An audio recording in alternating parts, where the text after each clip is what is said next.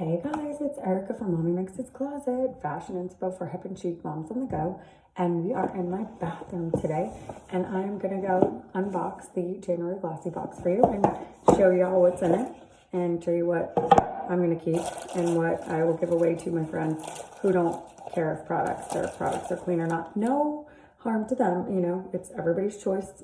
I get it, but I stay into more of the clean products. So we have a mud mask by Mud Masky.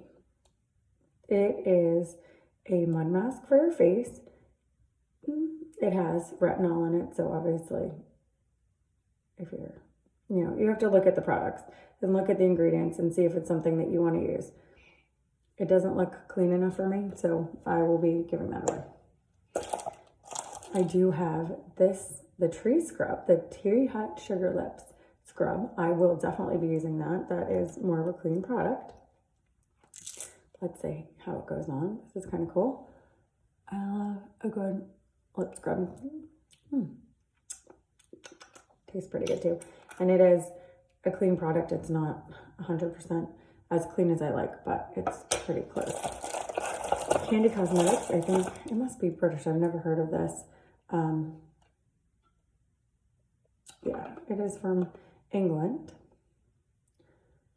and it is not clean, so we'll not be using that. I will, however, be using my eye patches because, like I said, you can't be clean 100% of the time, and eye patches are something that I need, and I'm going to do a whole blog on them. But these are Avant eye patches, and they're made in England. They do have some of the chemicals that I don't like, but I don't like my eye puffs. So this is what I'm choosy about. Okay. Scrunchie. Really? I wrote in the results, like in the review for Glossy Box, that these look like they're from the 80s. No.